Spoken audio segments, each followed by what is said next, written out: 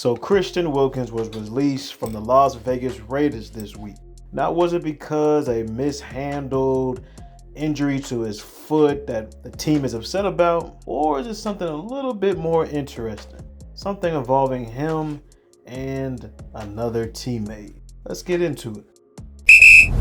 Yeah. Now, Wilkins isn't a stranger to, let's say, some interesting extracurricular.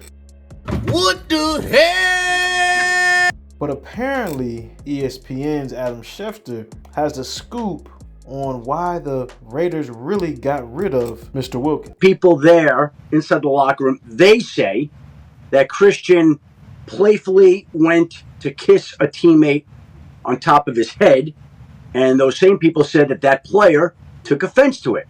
So that's what everybody's been dancing around and tap dancing around, an incident in the locker room where he allegedly playfully kissed a teammate on top of his head. That teammate felt offended by it. And that's what a lot of this talk and speculation that people have just been floating around out there is about. Okay, so he kissed a teammate on the forehead in a playful manner. Teammate said, nope, not doing that, and went to H&R and reported this entire thing, basically, is what happened. Now, I'm sure many of us been in a locker room before, and we all can agree that that most likely is a big red flag. That is a no-go. Nope, not doing that. So we can understand why this report would make sense. But according to Mike Florio, he has a different take on Adam Schefter's report, making this story a little bit more interesting, like there might be a cover-up in the making. Let's check it out.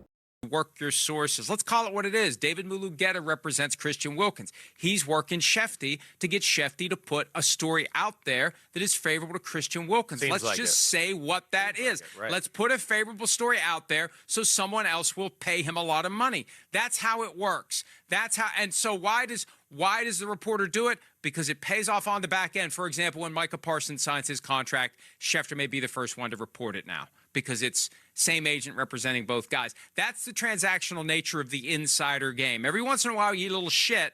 You push something that may not be accurate, or you let somebody tell you a lie that you put out there because you know they'll owe you one, and they'll make it up to you on the back end because that other stuff doesn't really get noticed and scrutinized the way it should. That happens. That's a game, and he's not the only one that plays it. They all play it, and it's one of the reasons why I don't. I don't know about you, but I mean, that kind of makes a lot of sense. An agent has to have his client's best interest in heart. So you got to make a favorable story in order to make sure teams are still interested and not scared off. So Mike has a point.